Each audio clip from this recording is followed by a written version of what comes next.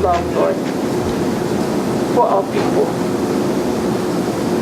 May we shelter it in our hearts, Lord, and help us to come up with solutions so that we can move forward. And so we thank you again for your blessed Son, Jesus. Thank you for loving us before we came to love you. And again, thank you to your Son. Amen, amen, amen. Amen. Okay, we're starting all over again.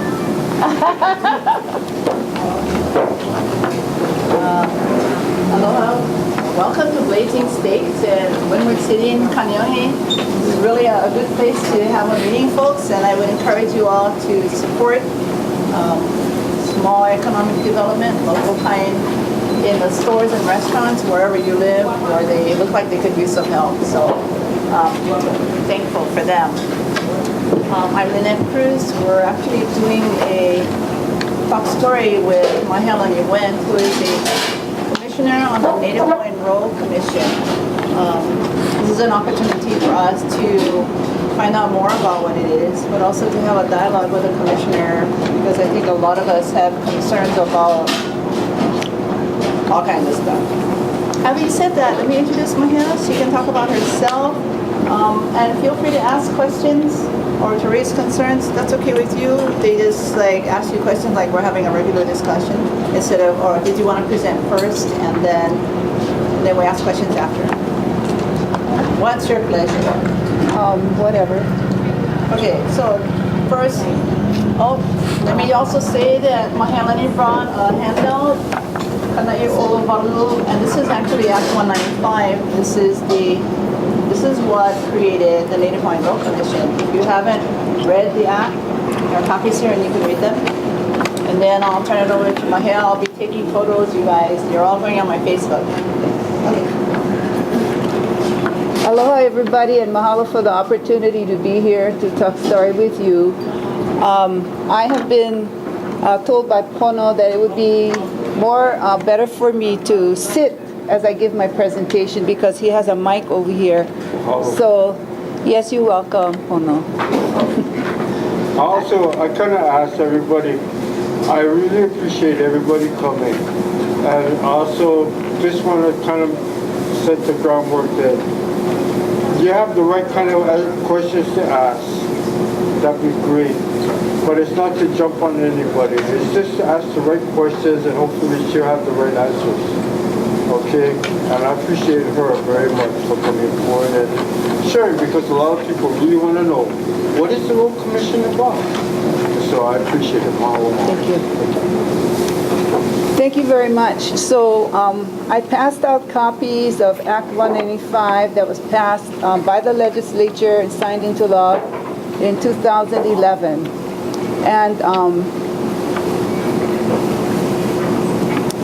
basically, I can't help but feel, as someone who has been involved with Hawaiian issues for a really, really long time, and I was trying to think back, it's about 40 years now.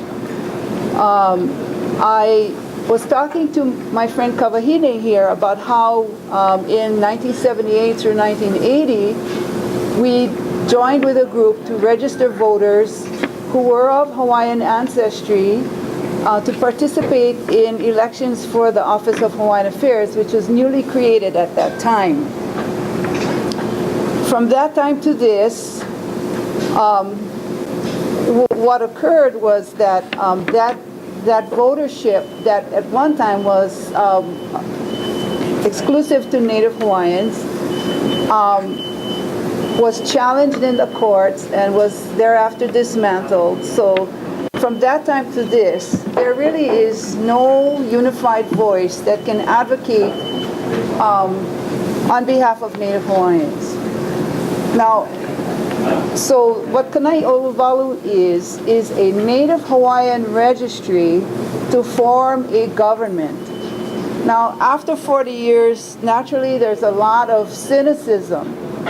And if you've been working 40 years in dealing with governments, both state, county, and federal, there are very good and substantial reasons why we should be cynical and distrustful. And so I totally understand that, because typically, and in my professional life was, I retired as executive director of the Native Hawaiian Legal Corporation after 32 years.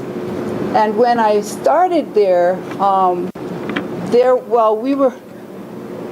that's where I met Kawahine, because Kawahine was active with the Kaho'olawe Ohana, and we shared offices. We shared offices on what street was that? Hotel Street. Hotel Street, walk up, our neighbors were hairdressers, salons, and stuff. And we had this one room, and we shared. So while Kawahine was planning the landings at Kaho'olawe, I was on the other side trying to do things to get our legal office going. We had law students in there, so we were really trying to be good advocates for Hawaiians. So now fast forward to 40 years later, have we progressed insofar as our ability to protect our Hawaiian people? Have we progressed in terms of helping them to have a homeland that they can even stay home in? And I think the answer really is no. I think it's gotten worse, in fact. I think today when we look at those kind of statistics, and I'm talking about statistics that address people's material well-being, and we know these statistics, we know that they have to do with people who are houseless, people who are suffering from chronic diseases, a higher incidence in the Hawaiian community. And we were just talking about with Kavehi earlier about the prison population, still overrepresented, and I think today we're actually overrepresented. So all of those kinds of statistics. Now, in my so-called retired life, I was so blessed to meet a man who is a full-time taro farmer. So I went from working on, actually I come originally from Hawaii, which is the country.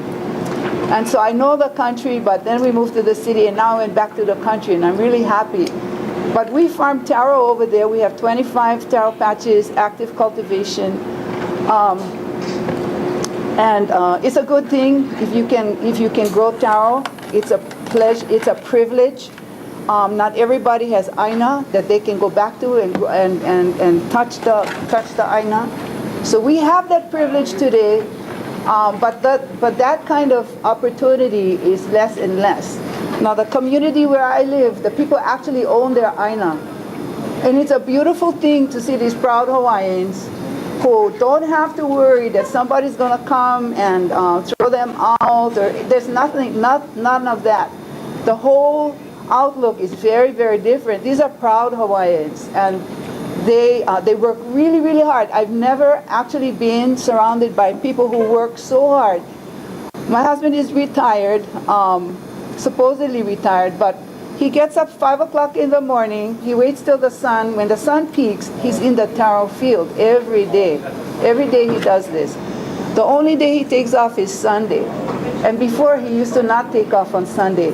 All of the people in that community, which is in Keanai, Wailua Nui, East Maui, they're all like that. Our people are like that. They're self-reliant, self-sufficient, and they're very practical-minded. If a new idea comes, they will evaluate it and they'll make the right decision, because they're very akamai nui. So, what I see in this Kanai Oluvalu is an opportunity, it's a narrow opportunity, to once again attempt to organize as a people, as a Hawaiian people, to advocate for the things that we need to perpetuate. For example, the lifestyle, I use that as an example, is being threatened. Even though, we love our kalo, the developers are always there. Over there where I come from, we're overrun by them. They want to put in transmission line for this. They want to put this tower for that. They're always coming through with ideas and with big government influence, and it's very, very difficult as a community alone to resist this kind of pressure from developers. One of the hugest pressures that we have right now is is the diversions of all of the water out of the East Maui watershed to the other side to grow sugar by Alexander and Baldwin. Now, 100% of all that water was going, and our community organized and was able to get back some, enough to get our taro patches going, but we still have 19.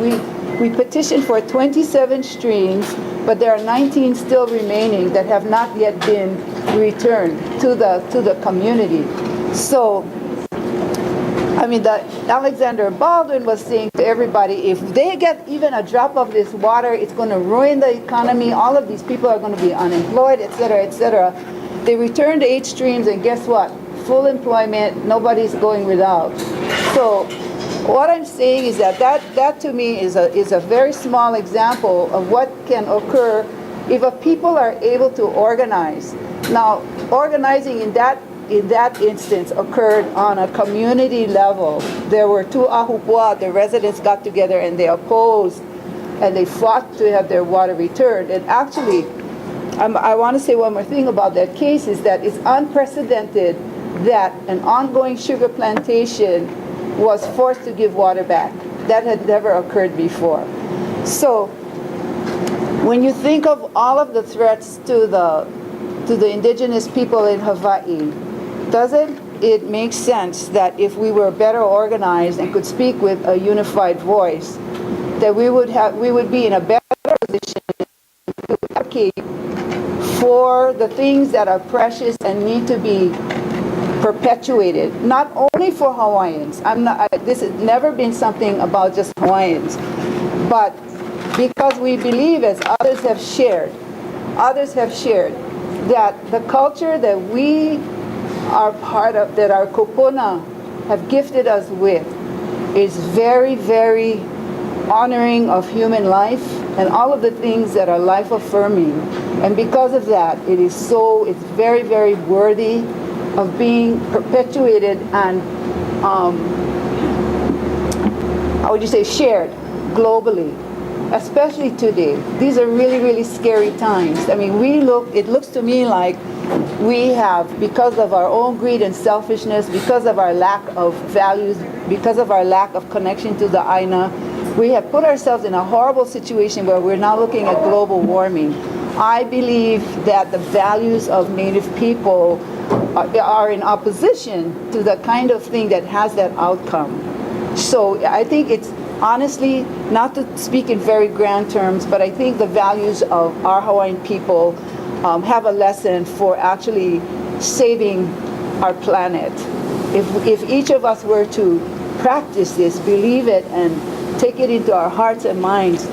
So this is the argument for organizing Hawaiians. Now, if you want to talk politics, one of the things I've heard is we Hawaiian people were the first here.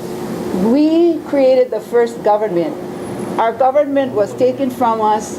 Our sovereignty is still intact, but we lack the mechanism or the means to express that sovereignty. We do not manage our own lands. The state of Hawaii is a trustee for us.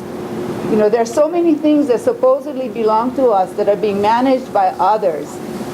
So, given that state of affairs, doesn't it stand to reason that we have the competence, we have the ability to manage our own assets, our own affairs, and this is the direction that we've been headed all these years.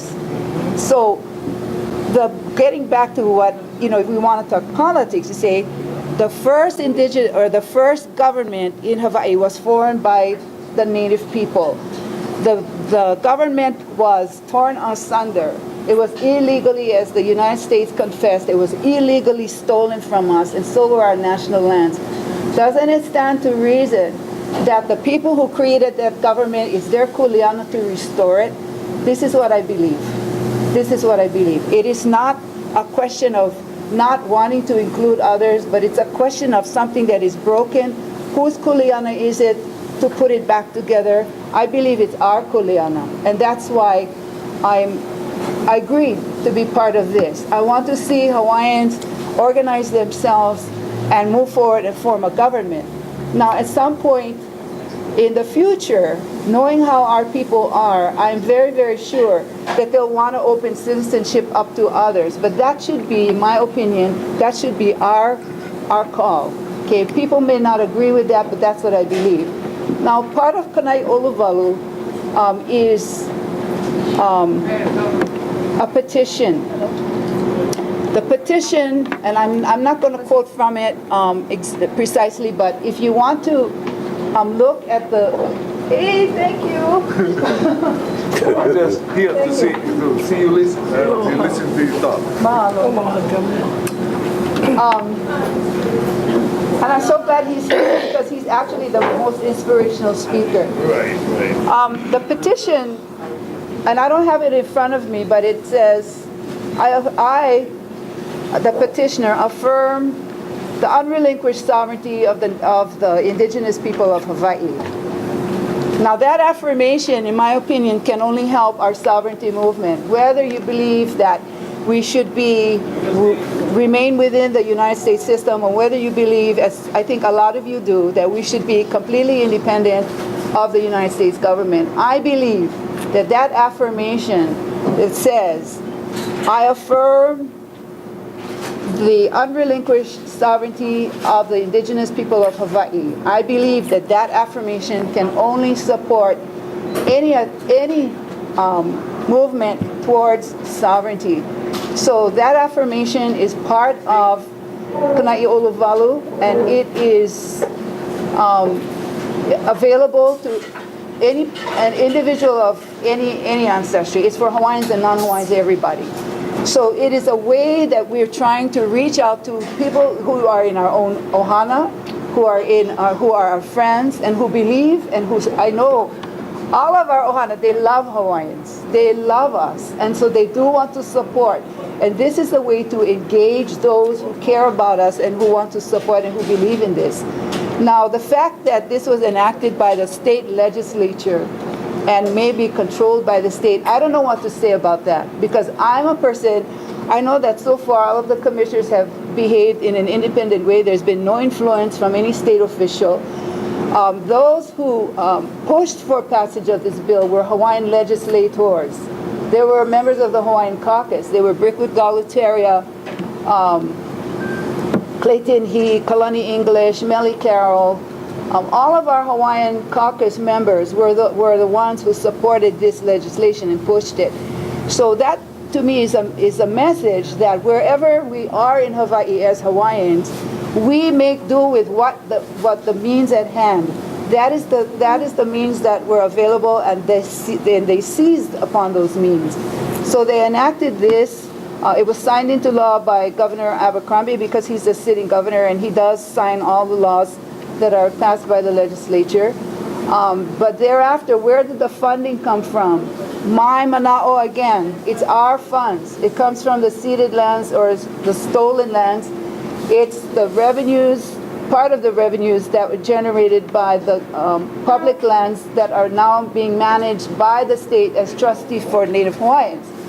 So if you look at, who's involved in actually advocating for Kanai Oluvalu from inception to implementation, it's Hawaiians. It's Hawaiians utilizing the resources and the means at hand to advance a political agenda that has to do with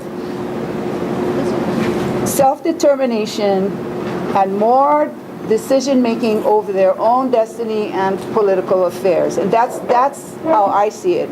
I have copies of the bill here for everybody.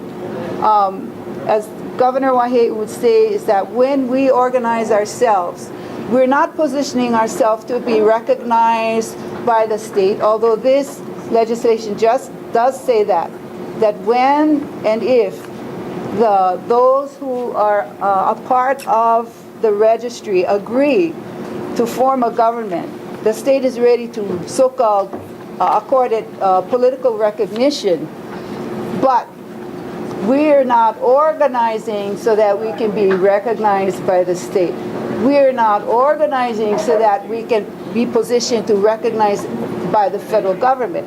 We're not even organizing ourselves so we can be recognized at the UN. I think our position is that it's all of the above or none. depending on what the Hawaiian people themselves decide. Now, I happen to be someone who wants political relationship with those entities. I think that, for example, if we were trying to make a claim for return of the lands that were illegally appropriated by the United States government at the time of the overthrow, if the entity that would participate in those negotiations for return of some of those land would be the entity, the government that represents us.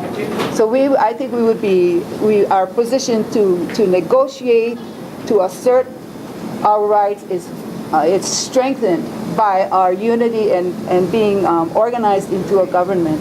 So I don't know what else I want to say about that, Governor. I was talking quite a while, but I just want to thank him for coming. I had no idea. They were asking if, he was asking, did anybody else, did you tell your fellow commissioners? I said, yes, I did, but you know, everybody's being asked to.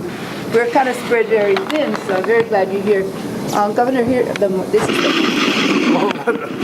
Well, I think, you heard the presentation by Mahia, so maybe we should just open it up to questions. By the way, I have to say this, that Brickwood Galateria is certainly not one that I find to be a source of me wanting to discuss anything concerning a Brickwood Galateria direction. Yeah. Okay. Definitely, I know that there was an Olelo program that was held a few months ago that I appreciated you being MC, which you're very good at being an MC of, with John Osorio on stage, and Brickwood Galateria and Miss Mackenzie. Brickwood Galateria certainly shouldn't have been there, and I'm knowing that more than likely I am knowing affirmatively that some people would not have been present there either had they known that Mr. Galateria was going to be there. So his mana'o is not my source of knowing what's pono. Yeah? Okay, Maikai. Mahalo.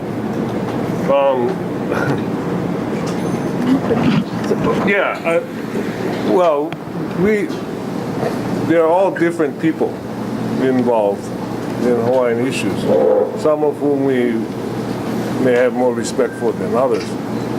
The critical issue, I think, for me anyway, is whether or not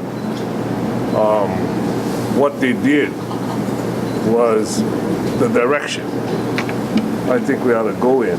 As you know from that discussion, I'm trying to remember, that was at the book festival or something. Yeah, and rather than dwell on that, the key issue, whether it's for Brickwood or anybody else, for me was whether or not we believe in the unrelinquished sovereignty of the Hawaiian nation, period. And that is more than just a phrase. That means that the nation, in fact, now exists. And so the question is whether or not the Queen's purpose, which was to restore the government to the nation, whatever is going to happen. The thing, even with that, if people study their history, they're well aware of the fact that the Hawaiians voted in unison as a very significant group of Hawaiians that knew that it was necessary to make it right during those days. Now, since then, we've had all these occupiers come in, and they've been wishy-washy and mishmashing the whole thing, because a lot of people that are heading this are not being extremely articulate in defining truly who really, your allegiance is for Hawaii or it's still America. Now, how many 50 Shades of Gray do we have to consider? You're either making your move towards being Hawaii, proper Hawaii, pono Hawaii, or not. Mm-hmm. And that's where the confusion is. All those different areas of grays that do wish to be legitimate in their own significance of that gray or that different color of blue that separates Hawaii from Kanata USA. That's where the confusion is. So that's what my thing is. How many of us are willing to wean ourselves and truly understand the significance of what Hawaiian pono is? I think, and that is the argument. And that is where people are where people find themselves in dealing with what we call this continuum. One of the things, when I approach Kanai Oluvalu, or when I approached being on the commission, I was asking myself is, when I look at something, maybe my perspective is a little bit different. Okay, because the perspective is, for me, when I look at it, I see it in a sense not as a historian or somebody like that, but as a political practitioner. So I'm looking at this. So I think that one advantage we have today is the fact that we have some clarity on our history that didn't exist. It didn't exist when we were first starting out in the movement in the 70s. I mean, we did a lot of things that if we look back on now, we would never have done. But the passion to do something was there. But the knowledge may not be there.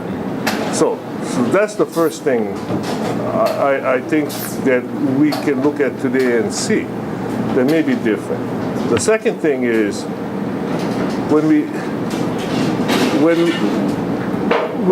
understand the history and realize that no matter where you stand on the spectrum, whether you like it or dislike it, this is an occupied nation. See, that's something nobody could say 25 years ago even, because it wasn't that clear. All right? So once you come to that premise, then you realize that what we are dealing with, and this is where what I mean by when I talk about political analysis. Right? When you come to that realization, then it's a question of, like any occupied situation, how do you deal with power? It's not the existence of something, it has to do with who is enforcing power. So we live every day with the reality of somebody being powerful. So what can we do to change that? How do we navigate those waters? See, meanwhile, we are fighting with each other on things that are actually factual already. So that to me is an educational process. It's not an argument. It doesn't change anything.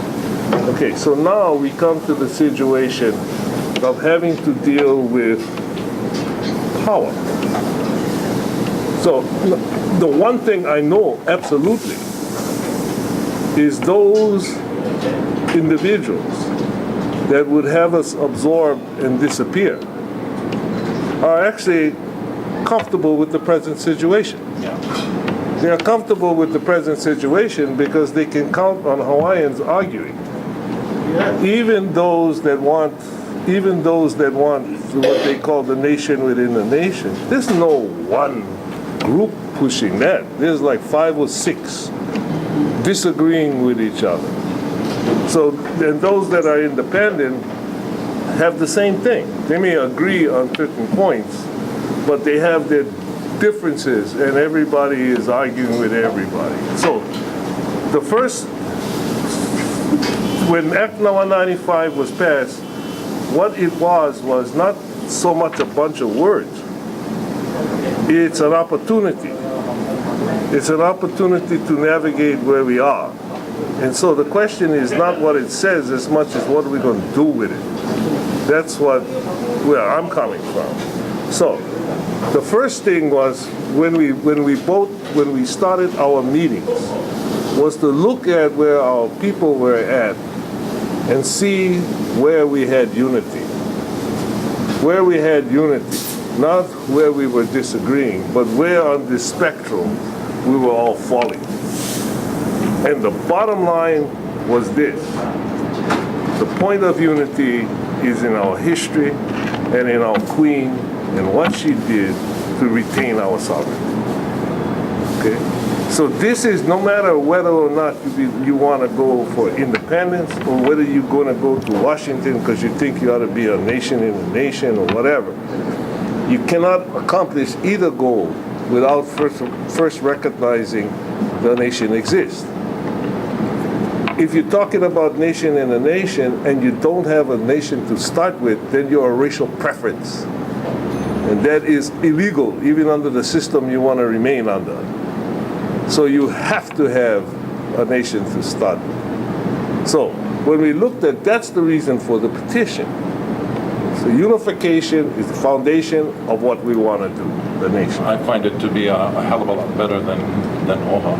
Well, let me also interject because I think one of the reasons for doing this is we wanted to actually have dialogue. So I need to make a comment. And that, to me, that's what comes with having too much information. A lot of us have a lot of information, probably more than you. And so one of the things we know about our history is that the way the history is written out in this act and in Public Law 105, the Equality Bill, is not exactly correct. The history that has been written for us is not correct. So one of the things we know from reading our history, from looking at sources in Hawaiian language and in English, is that the information that is being promoted is false.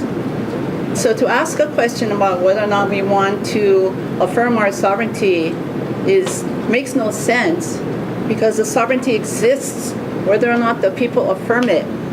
And so, like, I guess I've been around too long. The discussion that we're having here, and I think it was similar to the one that was held on Sunday at La Ho'iho'i at Thomas Square with Na'alehu and Andre Perez. There's a discussion that would bring us all into one place. And the rules have already been made. And when those rules are made, if we want to have the discussion, we have to go there. The other part of it is those rules are based on misinformation. We want to have a discussion that goes beyond that. And I had this discussion a little bit with Mahea before she came. The terms are getting all mixed up. And yes, the Queen resisted, and the people resisted. And there's no treaty of annexation, and we know that, and we know why. But everybody doesn't know why. And there's no such thing as ceded lands, because cede means to give, and nobody gave that land away. So why are we referencing something like ceded lands when it doesn't exist? So what I'm saying is that it's really hard to have a dialogue when these terms are used interchangeably and they mean different things. However, I'm actually looking also at intent. And that's what I get from talking with Mahea, because the intention is to somehow bring us together as a people. My recommendation then would be, get your history straight. Because if you don't know what the era is, what the crime was, how are you going to find a remedy for it? And it's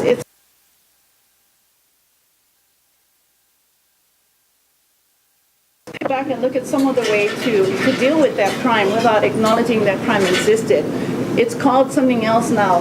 She was beat up, or she was this, or she was that. But no one acknowledges the crime. Someone stole our nation. That doesn't mean it ceases to exist. It only means that we've been taught that it no longer exists. And I guess for us to be able to participate in this opportunity to bring people together requires us all to be on the same page historically. Get the history right, and after that we can proceed. And I think that's all we want. That's what comes of being kind of like having an academic bent. I'm not an attorney, and I'm not into legalisms, but I know history. And the history that's being cited in this law is incorrect. And so it sort of prevents me from participating until it's made correct, because I see that the intention is to do the right thing. And then the other thing I asked her, I gotta say it while I can, is, does the state of Hawaii love Hawaiians?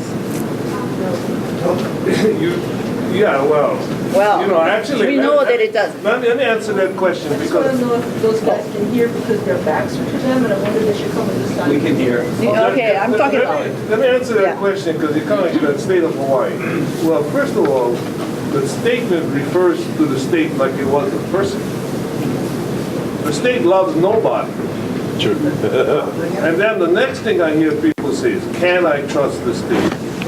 I mean, to me, that's the kind of, maybe like you as a historian, for me as a political analyst, it kind of rings hollow. Because, first of all, it's an institution. And an institution that is neutral in a sense and therefore subject to constant change. Any kind of political system, whether it's the United States or not.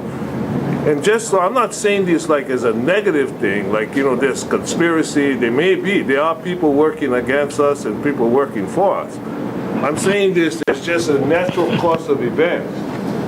Look at the Queen. The Queen is dealing with Grover Cleveland one day, and the next day he's gone. How can you trust a situation that can turn around on you in that sense?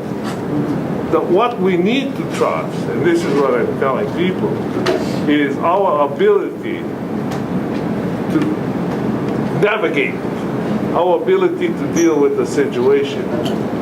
And even the history, I know I've talked to historians who cannot agree on the real history in the details.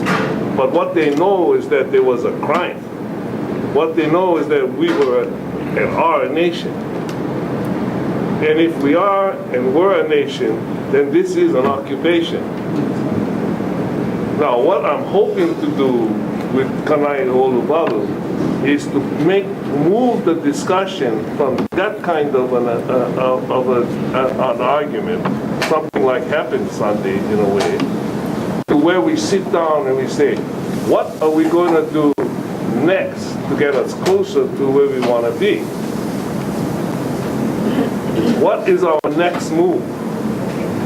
And even if the people, so if the people that want independence are sitting in the room, if the question is, you know, I hear this argument all the time. I want to go for nation in a nation. I want to go independent. And they argue. They're arguing about whether this is good, bad, and all of that. The question, and so, you know, the first thing is the people that want nation in a nation have to admit that that's still within the occupation. Once you do that, what is the argument? The next step is, where is it best for us to be positioned if we wanted anything more than that? Where would it be best for us to be positioned? Not arguing about where we are in the strategy. You know, Kalahui used to have this great analysis. They were protesting me, but I love their analysis, you know? And they used to have these 4 spheres of where we got to work. And one sphere was the international sphere. And I thought about this because I was with Lily Kala and we were discussing this the other day. And also because I was watching the Olympics, you know, they got those 3, 4 spheres. One was international, this is the United States, this is within ourselves, which is what I call self-recognition, which is what this is about, doing for us instead of them. And then our relationships with other native governments. And the whole thing kind of coexists. It's not really sequential, it's like multidimensional. You know, it has to happen all over the place. You cannot change a nation with a nation and call it independence. At the same time, if you want to achieve something more, where is it better to be in order to get to that point?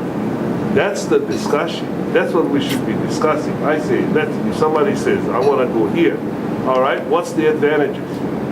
What's the disadvantages? What do I lose? The idea of a registry of people who agreed that the nation still exists and the sovereignty was not given away is so that discussion can take place among Hawaiians who at least have the awareness enough to know that those 2 things exist.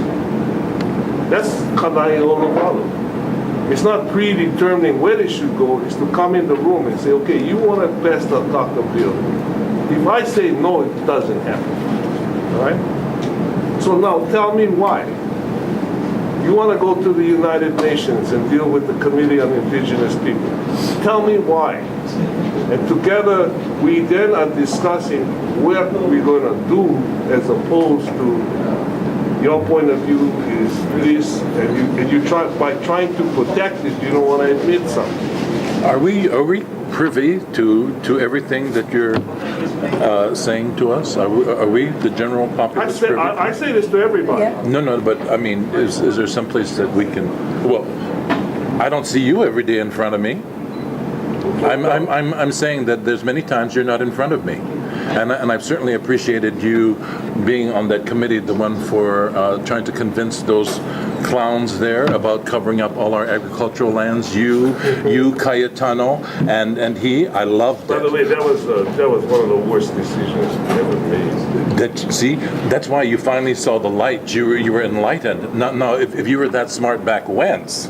Yeah, but back whence we wouldn't have done it. Yeah, but even back whence, there were people around that knew better than to not have gone the way of going the way the U.S. was kind of heading us. Yeah. The thing about it is, again, coming back, this is not to me.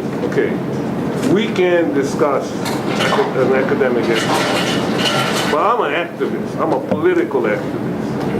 So my orientation is not there. I mean, I'm interested and we can spend this time. What I'm hoping to accomplish 1 year from now, really 3 basic goals. And that, number 1, there's a petition made up of everybody saying the nation exists. If nothing else, it's an educational thing. So I'm telling Leon, he and I have this discussion all the time with different sides, all of us. Now you go to the United Nations to do your thing. You take them a petition with 100,000 people. Now see what happens with the political dynamic. Then the second thing I want is if we get together, we have some kind of unification of all of us who have awareness of our history. These are facts. This is not stuff that we're supposed to argue about. It either happened or it didn't. It either it is or it isn't.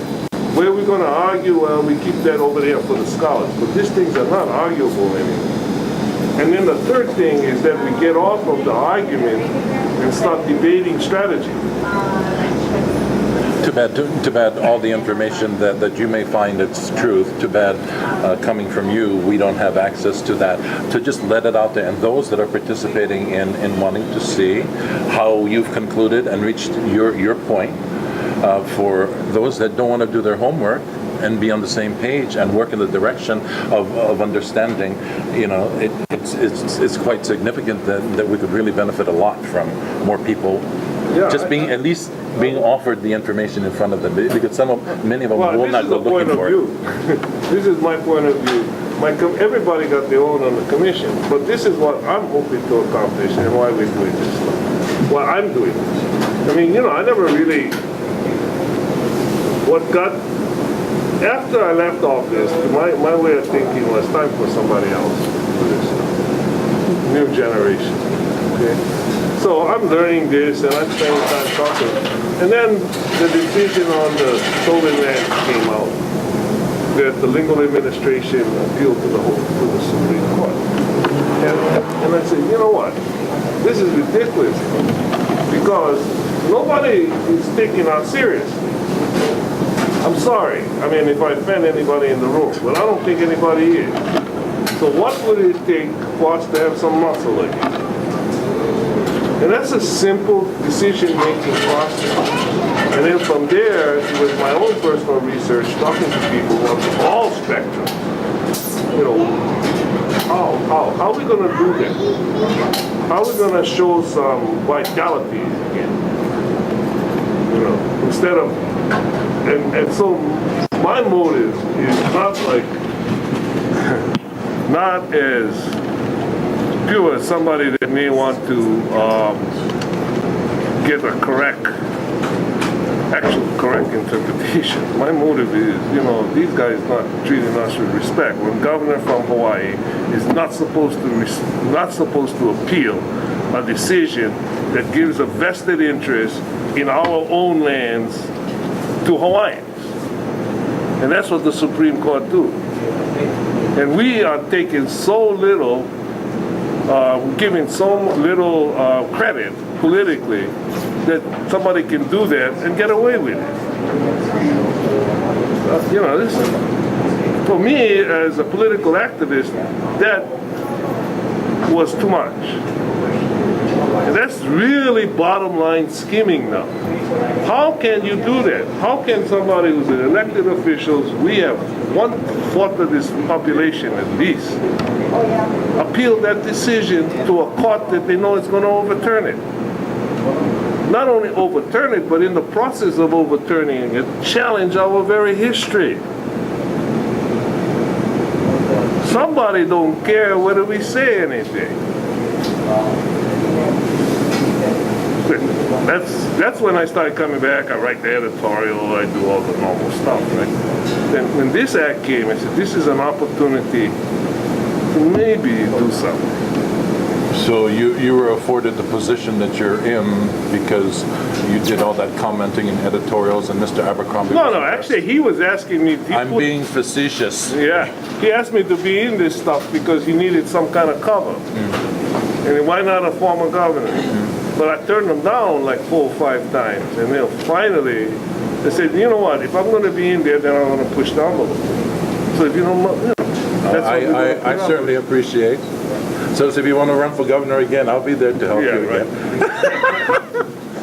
No, but anyhow, this is kind of a passionate subject for me. So that's good. Does anybody have questions for either of them? Yes. Well, I don't necessarily have a question. You know, I've been blessed to go back to school. And earlier I heard how we as a people have high incidences of, those in prison, those with chronic illnesses, but times have changed. Over the last 40 years, it has changed. And the reason why I say this, and Annette, being an instructor, we see that there are more Native, more Kanaka, more Maoli, more Oiwi in schools today, that are truly coming out with the history we talk about tonight. They're rewriting it. And how are they rewriting it? By learning our language, going into the newspapers, knowing that our people, prior to the overthrow, 50 years they read the newspaper, Hawaiian newspapers, and there were over 20 newspapers that existed before 1893. That's our history. That's being published. That is being brought up by our OPOs today. So, I don't believe that the last 40 years there has been a loss. In fact, there has been a gain. We may not see it on the larger scale, but it's happening. But I also believe that over the years, we haven't received the respect as Oiwi. We haven't. And so, it's been a long time coming for me. Put my elemu on the line. 40 years. We're all political animals. Not just the governor. We all are. That's why we're here tonight. It's whether or not we're going to admit that we are and willing to work and strengthening that. We can doubt one another. And that's what this system has done for us and to us. And we accept it. Well, you may not, brother, but I'm going to tell you something. Working out in the field in the communities. No, I'm well aware of that, and that's why I'm one. My mouth don't shut. So but it was knowing imperative. again, knowing where we know. I think we all know that we would hope. We would hope that our people will be as literate as our kupuna was. Exactly. Literate. So whose responsibility is that? We talk about the system that's not pushing out the right history, the correct history. But that system has to become us. Who's in power is what we have to deal with. And to do that, how do we get there? How do we put ourselves into power? To me, I've sat in many meetings. The meetings that was held at the airport, all these, convention meetings and come meetings, and, it's like deja vu for me. We're talking about the same old thing over and over. And then Wayne Panoki, who's no longer here with us, would keep me informed by sending me the minutes. He said, sister, you gotta come. I said, when we're ready to really talk business about the direction we really want to go and how we're going to do them. And the sad thing for me, brother and sisters, is that we all come to the door, but instead of leave our philosophies, our baggage outside, we bring them in and we begin to argue as our governors. We argue amongst each other, who's right and who's wrong and who's got a better plan than the next guy. Because I know all of these guys. All I'm saying is, I didn't know about this until I was invited to dinner. I only came for dinner. Kalamayo. However, I asked Mahe before, I said, what is this about? Oh, I've been appointed to the Royal Commission and all that. And I said, okay, notice that I'm here for you, Because that's what we need to be about, supporting one another, And I remember Kupuna Hale, Manini Maikai Hale. Yeah. The Manako and Nocho Man over there who built the hill. But anyway, the Manao Pura Kupana is a Kavahine. We can agree to disagree, but when we leave this table, when we leave the Pakaukau, we leave as unified, as one. And if you know our history, the Queen did not give up her people. She gave up her crown. She gave up her crown so that we can now, as the fact remains, is that we are still sovereign. Our people back then were not as tainted as they are now. That's the problem. That's the problem. Well, I don't see it as a problem if we continue to work at it and educate our people and get... They're getting more GMO, more genetically modified by the occupier. They really are. Well, you can look at it that way. It's constantly being, every view is being acknowledged, and they insist on acknowledging their it's becoming infinite now. It's like, oh my gosh, we're getting farther and farther away. But if that's what we believe, that's what we have to believe, that's not us. We may think so, but I think the tables are turning, and that's what we need to believe. And we believe because why? I tell you, we have one of the most wonderful experiences about this whole effort. Whatever happened to, we've been working with these young people. They're absolute technicians. I mean, in what they do with the media and with the computer. And they all speak Hawaiian, all around me, when they're working with each other. And to that extent, there's been all these things, except in the area of our own self-governance. But it's amazing. I mean, it's heartwarming for me. Because, that never existed just 30 years ago. Mm-hmm. But they are all aware. They're also tired of fighting. Governor, I think the auntie back there has a... Oh, I'm sorry. You. Right, you had your hand up, right? Oh, that's all right. You sure? This is Lemomi Molokini. She's from Waianae, and she's been in this for a long time. She's been around. But she has her own mana'o, and it comes from her generation, and that's what she wants to speak and she wants to share. All I'm going to share is, the Hawaiians are never going to get the rules. I didn't read. So I'm going to tell you my knowledge. You either got to build a government of your own, Hawaiian government, or you're not going to get anywhere else. Hawaiians are millionaires, okay? You have your government, you can go there and get your money, the foreign country, I know where it is, bring it home for your people. Building homes. Okay. I'm tired of seeing my people on the beaches. All these meetings you folks having, talk. The state is not involved in your Hawaiian thing you're doing. Do not involve the state. You're never going to get nowhere. But everybody hot head. Okay. I've been to too many at my age. I'm aged. Okay. And I wait, and I wait. I want to see my people get ahead. That's all. I don't want nothing. I'm too old. Okay? All I want you to do, you've got to form your government, or you're not going to get nowhere. I tried to tell people that before, but they're all, I. Hawaii's hard-headed. Po'akiki. Okay. You form your government. I don't care who vote or whatever. Just vote for people with heart. you're not going to help people. Those people are hard to find. I've been looking for years. I mean years. Over 40 years, 50 years I've been looking. I'm old. Okay. The man above is still, he keep me here, I don't know why. But I'm tired of listening. Okay. Hawaiians are billionaires. If you folks don't know this, Hawaiians are like the Indians. The Indians got all their land and all their money. Why can't we? The people. I'm too old. I don't want nothing. But form your government. Hurry up. I want to see this before I go. That's all I want to see. My people in their own house. I'm so tired of them living in bushes, beaches, and they get kicked off. No food. We got to go take food to them. Who is helping them?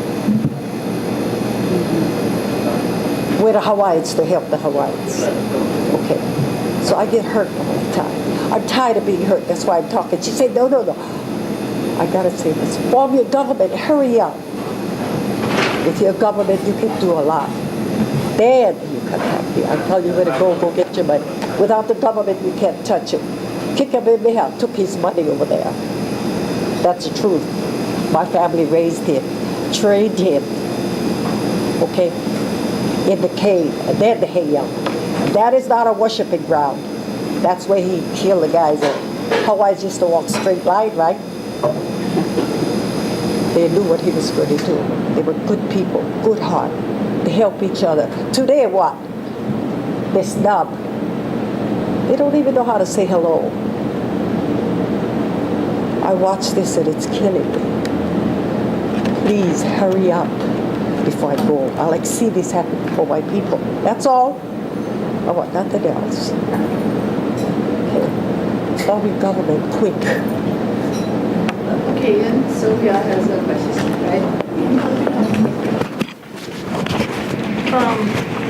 In your highest imagination, numbers, how many people do you think it would take to be on the registry to stand up and say, okay, here we are, we're the nation.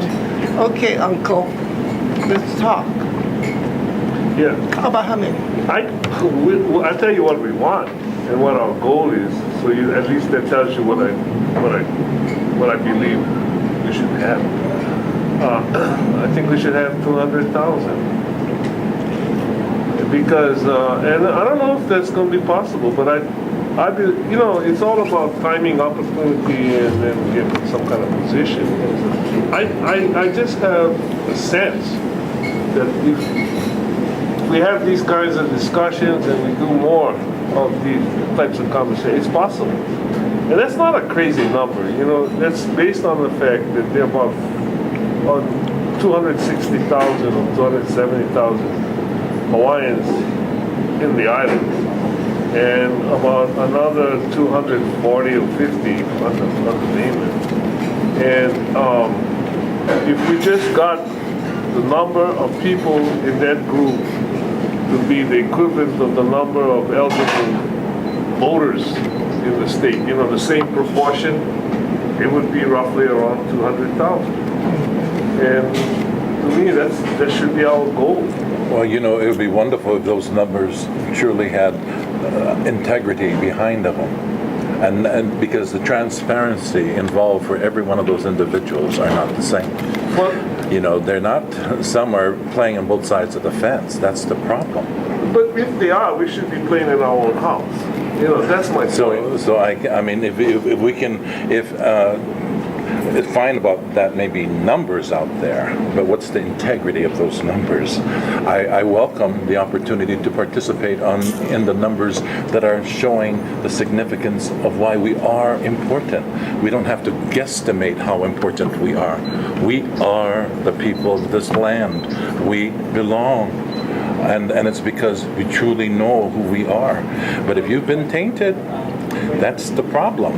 Do you have a plan for unification of the various organizations that are now in conflict with this idea? Is there a plan in order to increase your numbers so that you reach the 200,000? We got all kinds of plans. We have a media plan, we have an outreach plan, we're working with this group, with that group. In terms of the groups that are like independent, it's basically, reaching out. And there are some people who think that that's a wasted effort. I don't think so. I think that I think that in a sense, I agree with you in a sense, but except I don't see anybody as non-tainted. I think, unfortunately, we all have been tainted. And to a certain degree, we've been tainted by the way we've conducted conducted the mission to sovereignty in the last 20 years. When we're so used to disagreeing. See, I don't take offense to people being in disagreement. I certainly welcome. We're talking about what we've seen. Yeah, no. I know. Seen. I mean, I've talked to one group, and I say, I just talked to this other group, and they told me such and such, and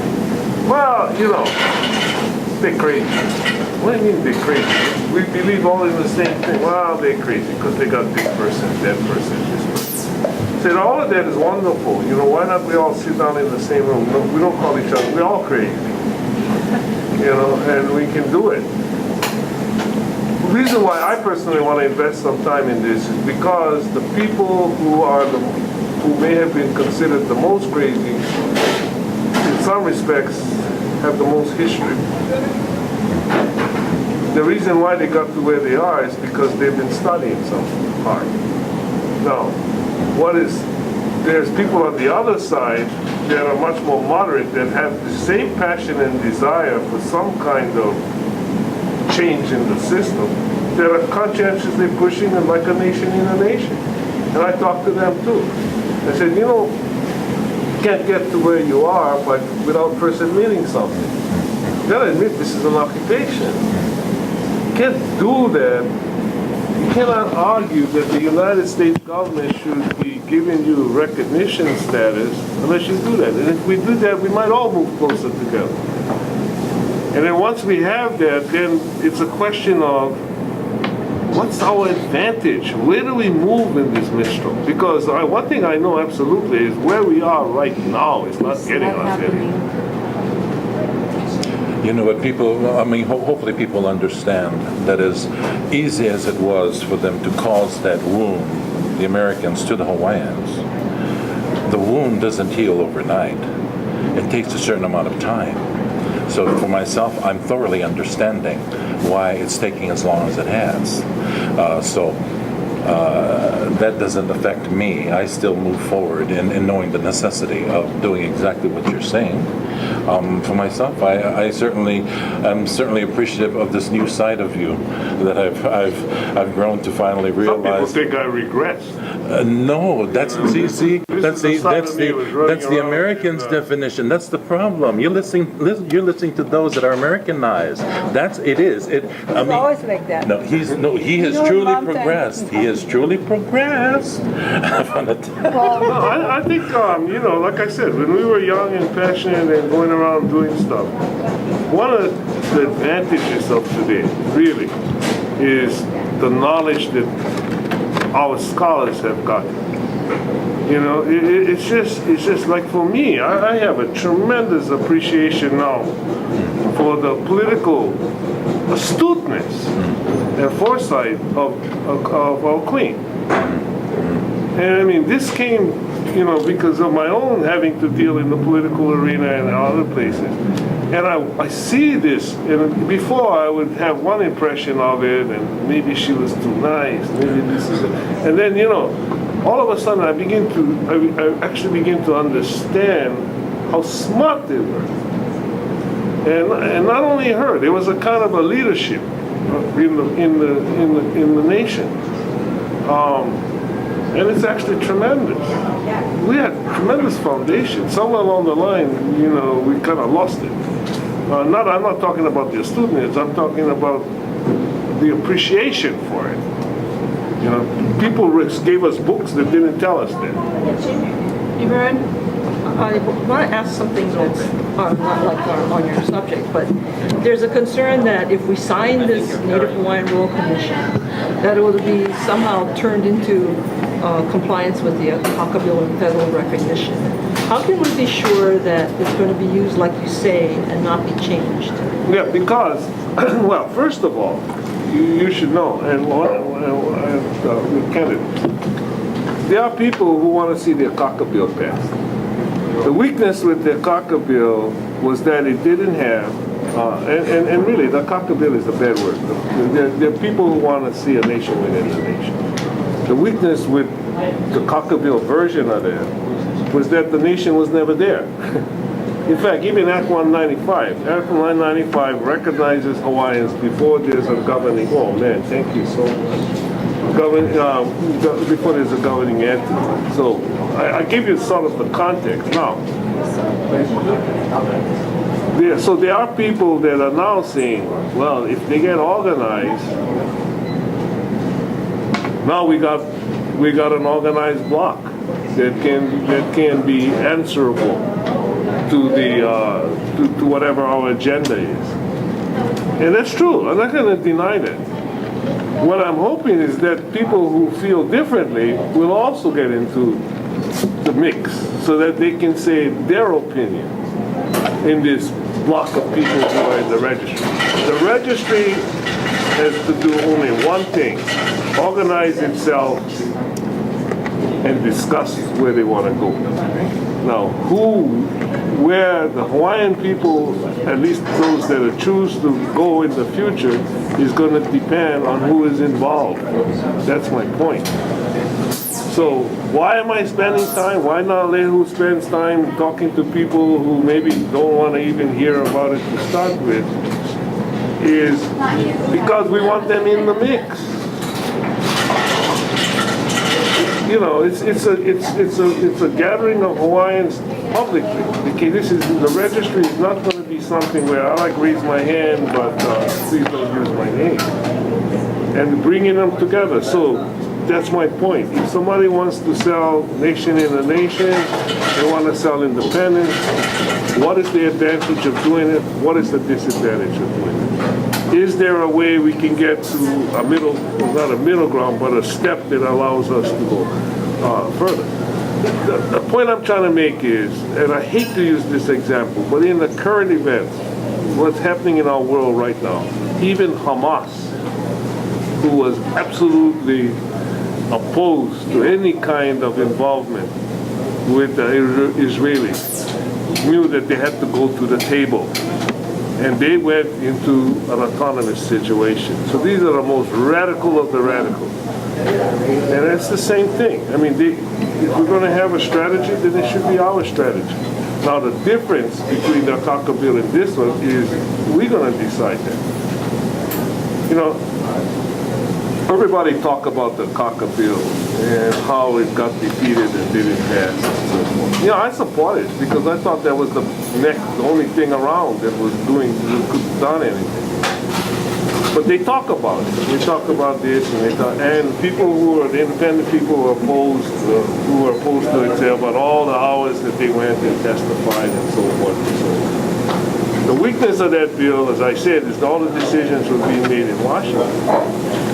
The other side, though, is that it didn't die because of what the people that were espousing independence said. It got sent up to Washington anyway. They tried to pass it anyhow. It died because of institutional racism. It died because the people up there don't want to see Hawaiians do anything. Yeah, I mean, it was institutional racism. Now, for those that didn't want it to happen, that's maybe not a bad, it's not a bad result. But you got to recognize that that's what actually happened. By the way, had it passed, would you have seen the possibility of even this group being formed, or no possibility? No, they would. Okay. It would have been something else. Okay. So, but it's sad, but true though. I mean, since we're admitting things, yes. Sad but true that what killed the bill in the final analysis was good old-fashioned American racism.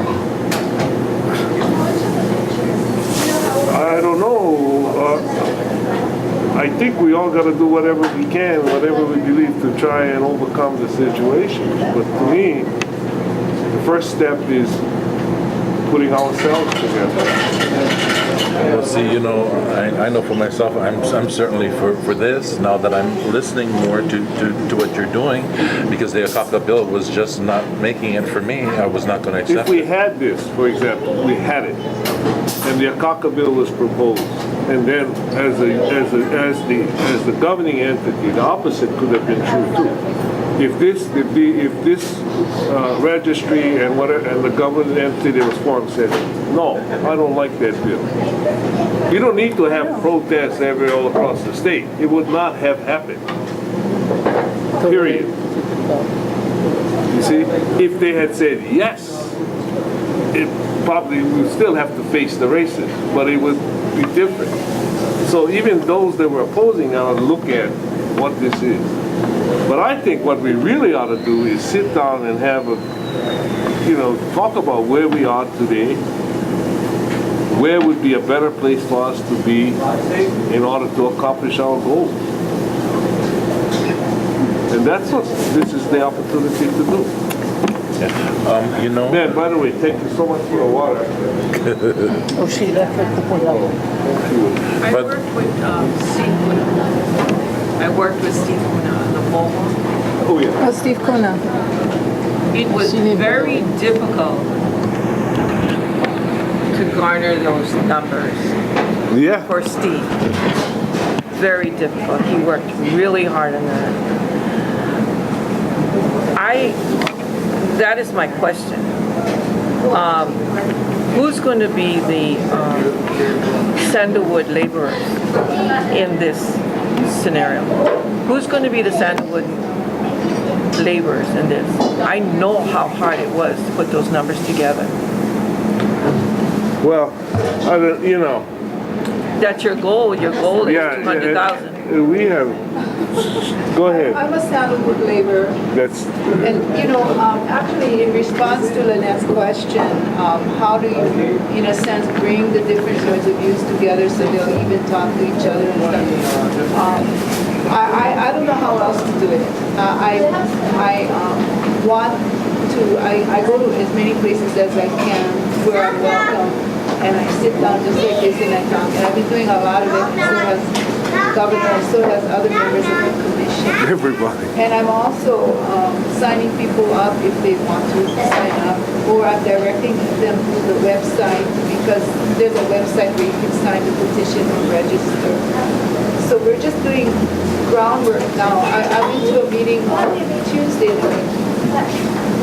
Cowboys up in Ulupalakua, all cowboys, and they were receptive, and so I was able to get some of the families to agree that they would register their families and others in the community. And that's how we're doing it. I think that the difference between, because I was involved with Voha also, with Kavahine and Steve Kona and Robbie Cabral and all of those guys. The difference today is the technology. So we're hoping that that enhancement of being able to go online, if this thing really catches fire, that's where the action will be. But we'll still continue to do our community work. I don't even understand that part of it, because I'm like, I believe in and we are kind of like, but one of our commissioners, he understands that. And I was kind of a little bit skeptical. And then we had, and he put everything on, Twitter, Facebook, all of those things. And, we just had the opening, and all of a sudden, boom, like within 2 hours, we had all these people registered. And I was thinking, wow, I never heard of this. I don't know, but our way is old-fashioned, getting volunteers. And we are now, we're up about 400 now. I don't know. Something like that. We're getting organizations to come in. But it is like a 200,000 goal or more if we can. Working within the technology today, as I do, we work in the technology. What is the safety mechanism is what I'm concerned about. Because when you're playing in cyberspace, you're playing out there in viral, Not even the UH Manoa would protect our own listing, as those of us who are students. Our information was taken. Our information was. So right now, the Hawaiian homestead list is out for the world to see. Okay, living on Hawaiian homestead. When Google showed up in my community, I kicked them out. Why would we be on Google Earth on our Hawaiian homestead? Yeah. Who would be interested in us? So, where is the security mechanism in this? You know what? Was that ever thought about before you Yeah. even began to Yeah. register? Yeah. Who are these people who are guaranteeing that there be security? That may require a technical response. In other words, I don't know enough about the technology, but when we reviewed the specifications for the people who were set up the website, the first concern was security of the data. So I have confidence that the data is protected, but it may require a technical response, and if you want, we can send it to you. I'm very confident that our data is protected. Plus, we're also asking for limited data. Well, there's two other backups. Like, for example, if you can, well, first of all, the Hawaiian Homes list is the public now, right? Public list. So if you were saying, the most critical data is, everything is public. The first thing is we tell everything is public. So this is a public stand. You sign the petition, it's for the world to see. You sign up for the registry, it's for the world to see. So, but if you have private information, like I'm a native Hawaiian, and you want, then the first, if you say, well, I'm a homesteader or I'm related to a homesteader, that's it. We just verify that. We don't collect the information and put it in our web. Now, people do send us birth certificates, but they're not. They're only used for the verification. Once that's done, then that's gone. The other thing is that we had a special law passed in the legislature in this past session, which says that we cannot release your personal information. So it's like, like how state records are supposed to be public records. So nobody can like a newspaper or something say, I want to know who this is or who that is. Beyond the name, beyond what they would get for voter registration. So that's the part that she and I know. Now Lehu has to come here and tell you what the technical protection is. I just wanted to add that if you are born in Hawaii and your birth certificate says you're part Hawaiian or Hawaiian, if you just indicate that your birth certificate name and your date of birth, then we have an agreement with the Department of Health that they will either affirm or not affirm the information, so that you won't be required to yourself produce your birth certificate. They'll either say yes to what you put down. They'll say yes or they'll say no. If it's a no, then we'll go back to you and ask for more information. If you are a graduate of Kamehameha schools, you put down the year. And I think that the way it works is that we send that over and the schools will verify. If you are a current lessee, as he was saying, the list is public. But if there are these different arrangements that we've made with various native registries to not violate confidences, but to at least get verification of the information that the person themselves submitted. They may have put their names down but not have it quite right, in which case the Department of Health would return it back, same goes with the others. So that is probably an improvement over VOHA. Different. In fact, VOHA we learned a lot from VOHA. Yeah, VOHA was a self-affirmation. I'm Hawaiian. I'm Hawaiian. I was with Steve, just like right at the end of the end towards. I mean, it was just every day. And the sad part about it is there was also a process of elimination right within the voter numbers that came in, and that's because we went computers at that time. So you know, in the aftermath, it was just a sad thing for us. Another thing, OHA used to have to pay Department of Health $10, Yes. you know, for the health thing, and then they reduced it to $5, which was still ridiculous. So now they're charging us 10 cents. Okay, here's the other thing too. I was your opposition in 78 Con, big time. However, I made the personal decision that I was going to get involved so that I could be with our people, whatever it is that's going on with them. So what I want to say here, and I see that this is going to happen the same way, that we're all going to jump in. As far as making the list, are we not putting the cart before the horse? Why is it that we did not form a, whatever it is you're Government first? Yeah, and then do the registry? Because the problem was, for me, this is the way we should do it, because if you form the government first, then you have to answer all the questions the people should have answered themselves. Yep. In other words, you got to say what kind of government, how the government, all of these things, and it's like being handed to the Because point. I was in the fields a lot, like really deep within the Maka'ainana field. I'm still in the field. That's why Lemo is upset. She's been exposed. I've been exposing her to what's really going on in my community. Terrible. And she's just, you know, unable to cope with what is actually going on in the community. I've never exposed her until recently. I mean, I've taken her to the kupuna that's on the street dying. And so that's why she's upset, and she wanted to speak up. She said, let's form the government. You know, everybody said, let's form the government in 78. And so that's hearing it again.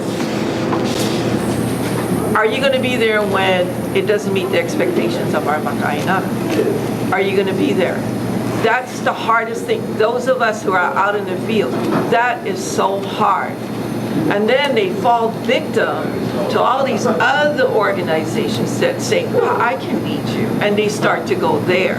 All right, That's so basically, thank you for sharing. hello. We're actually kind of running out of time. We could probably take one or two more questions and then maybe bring it to an end because you guys have been actually quite attentive for an hour and a half. Get another question. Oh, Do you remember this? This article? I mean, I loved it. After you pass that article over to him, we have a question. Okay. I thought that was rather entertaining because the questions that were posed and the answers you gave, it was like you left it back up to whoever decides. So I thought that was very, very, very interesting. Okay. And by the way, I hardly read those things. But that's okay because we're not actually having that discussion. We're having this one question. Okay. Okay, my Thank you. concern, and we talked, at the OHA office about everything. And what I'm hearing is, and what I'm thinking is, you know how like our people are very frustrated. You know, you should have like a gathering of the pros and the cons and let them scream at you. Let them get out all their hakakau. You know, because that's the way to get that whatever it is, it's really bad. Okay, now, I come from the ahupua'a. I like the ahupua'a concept because there's a history with that. How many ahupua'as on these islands have the understanding of what makes an ahupua'a? You know, we need to have that kind of explanation. But my concern is, and we're always looking, and Luella talked about 78. I ran for OHA. I said not to vote for OHA because nothing's going to happen. And some things did happen for those who played ball, and then some things with the so-called Maka'ainana did not happen. And so many of our brothers and sisters are up in the kuahivis, namuing, you know, because they're not over here on the table. We need to have some kind of venting so that we can come to the table, because the fear is the state is somewhere over here, but we know that the state and OHA, once the entity comes into fruition, it's not going to be anymore. That's the thinking, right? I hope so. Yeah. Okay, but we need to let our people know this, that it's not a trap, it's not a cure-all. But we still need to discuss all these things. One thing that I wish people would take possession of a little bit more is this idea about whose money it is at OHA. Mahealani was starting to talk about it. It is our money. And you know, and I hear people say, you're using the state money. It's not the state's money. And it's money from land that was stolen from us. And I think this separate. This is a little separate peeve, you know, not necessarily in this thing. I wish people would start thinking about that. That it's actually our money. That's not the tax money. That's not the government's money. It's our money. In fact, it's only a small portion of our money. And you know, because I think when people start thinking like that, we start holding people a little bit more accountable. Are we feeling that this is actually a sellout of those monies and that we are not to get back our ceded lands? Or are they leasing us to be still paying for us knowing that nothing's settled? Well, whatever it is, it's ours. It's our lands. Yeah. It's not their money. So to the extent that they're misusing it, they're misusing our money. You know, so it's a more of a kind of attitude thing. Because I hear this all the time, you know, the OHA is the state. No, if you don't like what they're doing, that's your money. You know, and you gotta start thinking like that. It's not like this. We need to have everyone just tell everybody that's of Hawaiian ancestry, go out and tell everybody, excuse me, that's our money. Exactly. We need to be coming with more Exactly. attitude. It's not. And not being quiet about it. Yeah, it's That's really, the beginning. It's really, What kind of monies we are talking about? Is in the billions, right? Is it the... well, there is a lot. It's a lot of value involved, and the ceded lands are. Well, you know, a lot of the ceded lands are the watershed areas and so forth and so on. How can people not come together if you It's folks a are suit. so wonderful That is here? such a really good question and a good place for us to end. Let me recommend that if we're going to come together again, let's get our vocabulary straight. Yeah. I don't know what the hell you guys are talking about half the time because what you're saying is not true. So first thing, let us align our vocabulary. Let's not talk about ceded lands. There's no such thing as Yeah, there's no such thing as ceded. Let's not talk Right. about anything that cannot be proven historically. So if we start, you know, with a really good foundation, a good base, I think we can actually have a good discussion without people getting caught up in errors. And then I think that's my problem. I'm listening and I'm wincing because I cannot even hear the thought. I mean, the thought's not coming through because I'm getting hung up on the words. And that's my bad and my problem, I suppose. But you know, it's really hard for me to give credibility to something that I think is incorrect. So I'm going to close with you because you're actually our just guest. finally, and thank you, and Commissioner Wahi's also. Honestly, forgive me for this, Lynette, but it just felt like, I mean, we just need to do more education because there are many of us who may not have as much sophistication about Hawaiian history. And as Governor pointed out, 40 years ago when we started, we were really in the dark, but we did what we could with what we had. And 40 years later, we know so much more. But 40 years from now, we'll know ever so much more. So I just hope that we can put our best effort into helping each other be more knowledgeable about our history so that we don't make these kinds of errors and we tell the truth together as a unified people. So my apology for coming across like I know everything because obviously I don't. But one of the things that I do know is that it's a really good idea for us to get things straight continuously, all of us. And if we're going to have the discussion, it's all to all of our advantage that we're always on the same page. And if people are not on that page, that we actually bring them up to where we are, and then we can have the discussion. Otherwise, and I know because I went to all those same meetings everybody else went to, it's forever letting people catch up, so we never move. The people who are more in the front because they did their homework have to wait for others to come on board. That's why we do educational outreach, right? I don't think there's time, is what you're saying. There's no time to do that anymore because you have a finite time, right? 1 year. You have a year, okay, so you have to register this many people in a Who year. gave us that year? And not to interrupt you, but actually, sorry. just hold on a minute. Yeah. So let me finish. There's a lot of work to be done, and one of the things that hasn't been asked, and I don't know why, you ought to consider asking it. Under what conditions would all of us who have major concerns participate? Under what conditions? You should ask, because we have conditions. No one has ever asked, but if someone did ask us, we could actually lay them out. That might be the beginning of a discussion that would get us someplace, moving, somehow. Thank you you're my friend and I love you, you know that, and if I sound harsh, I apologize, but this is gut stuff. Gut level for all of us. The drive is to do the right thing, all of us. And I would say that most of the people I know, we're social justice activists. Our work is not because we're historians. We're not historians. We're looking to fix something that broke. We didn't break it. And we're trying to figure out the easiest way and the best way to do it without injuring each other. Dialogue, discussion is a good idea. And I think we should all be prepared to get yelled at, because that's how it is, right? Vent first, talk after. So we can dispense with the venting part real quick. We could probably get down to some good discussion right away. Thank you all, and thanks for coming, and I don't know when this is going to be on YouTube, but it will.